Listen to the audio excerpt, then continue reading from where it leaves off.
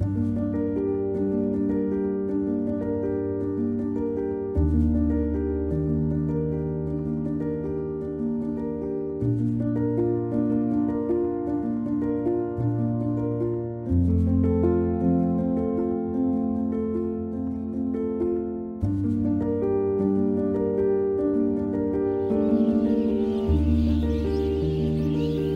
বাড়ি থেকে সবজি গাড়ি আসে, আসার পরে আমরা ওটা বাছাই করি, টিস্যু টিস্যু আছে ওইগুলো আলাদা করে ওই সবজিটা এখান থেকে পিকাস নিয়ে হাইরা সবজিটা মিক্স করি, কাঠের গুঁড়া দেই, মিক্স করে আবার রুমে নিয়ে রাখি।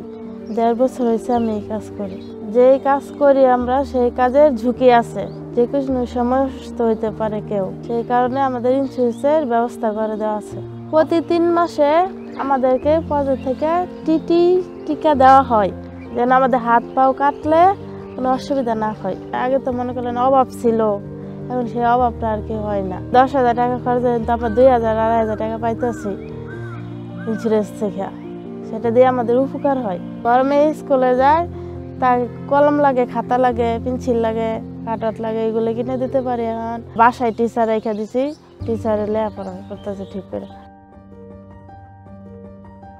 এই 2018 থেকে আমি এই প্ল্যান্টের সাথে কাজ করতেছি আর কি। আমি গাড়ি নিয়ে যাই, যে বাসায় কাজে যাব ওই বাসার ফোন নাম্বার দেওয়া থাকে, তার সাথে কন্ট্যাক্ট করি, তারপরে ওই বাসায় কাজে যাই। শুধু আমি এই সেফটি ট্যাঙ্কিটাই, মানব বর্জ্যের যে কাজটা, এই কাজটাই শুধু আমি করি। এই কাজ থেকে আমি ইনকাম করতেছি, আমার পরিবারটা অনেক ভালো চলতেছে, চিকিৎসা পাইতেছি, অনেক সুবিধা পাইতেছি। ময়মনসিংহ সিটি কর্পোরেশন 2018 সালে যাত্রা শুরু করে। তো নবীন সিটি কর্পোরেশন হিসেবে এর বিভিন্ন লেকিংস আছে, ফান্ডিংয়ের ক্ষেত্রে যেমন লেকিংস আছে, আপনি ইকুইপমেন্টের কথা যদি বলি সেখানেও লেকিংস আছে। এনজিও ফোরাম যে কাজগুলো করতেছে, যেমন ফিকাস লস ম্যানেজমেন্ট নিয়ে, সেই বিষয়ে আমাদের আসলে ওইরকম অভিজ্ঞতাও ছিল না এবং ওইরকম ইকুইপমেন্টও ছিল না আমাদের। আগে দেখা যেত সাধারণ জনগণ তাদের টয়লেটের লাইনটা ড্রেনের সাথে সংযোগ করে দিচ্ছে। এটা আসলে জনস্বাস্থ্যের জন্য খুবই হুমকিস্বরূপ। এনজিও ফোরামের নিকট থেকে আমরা 2টো ভেকোটেক পাই এবং 5টা ওয়ার্ড নিয়ে এই এনজিও ফোরাম কাজ করতেছে। প্রতি মাসে আমাদের অ্যাভারেজ 30,000 লিটার বর্জ্য কালেকশন করা হচ্ছে এবং এ দিয়ে সলিড ওয়েস্ট মিশিয়ে জৈব সার উৎপাদন করা হচ্ছে। এখন প্রতি মাসে 1000 কেজি জৈব সার উৎপাদন হচ্ছে। ময়মনসিংহ সিটি কর্পোরেশন দুদিক দিয়ে লাভবান হচ্ছে। এক, নাগরিক সেবা বৃদ্ধি করতে পারতেছে, আর আরেক হচ্ছে রাজস্ব আয় বৃদ্ধি হচ্ছে। অস্ট্রেলিয়ান এইড এবং অক্সফাম এর আর্থিক সহায়তায় এনজিও ফোরাম যে কার্যক্রম পরিচালিত করছে ময়মনসিংহ সিটি কর্পোরেশনে, এটাকে আমরা সাধুবাদ জানাই এবং আমরা চাই যে এই এনজিও ফোরামের কার্যক্রম আরও দীর্ঘদিন অব্যাহত থাকুক।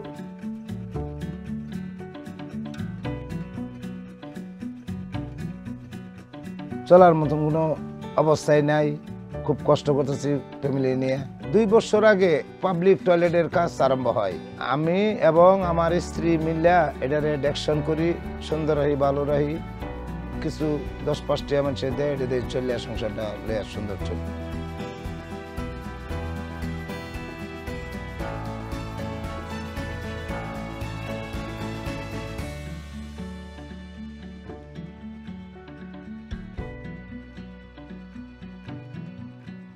অস্ট্রেলিয়ান এইড এবং অক্সফামের সহযোগিতায় এনজিও ফোরামের মাধ্যমে আমি আমার জীবনের পরিবর্তনের ক্ষেত্রে বিভিন্ন ট্রেনিং পেয়েছি। 2019 সালে 50 জন আমরা জীবন দক্ষতার উপর প্রশিক্ষণ পেয়েছি। তো সেখানে খুবই ভালো লেগেছে যে আমি একজন যুব হিসেবে সমাজের জন্য এবং আমার জন্য যে কিছু করতে পারবো, ওই ট্রেনিংয়ের মাধ্যমে আমি শিখতে পেরেছি। অস্ট্রেলিয়ান এইড এবং অক্সফামের সহায়তায় 2022 সালে 15 দিনের একটা ট্রেনিং পাই এনজিও ফোরামের মাধ্যমে। এই ট্রেনিংয়ে 40 জন পার্টিসিপেন্ট ছিলেন।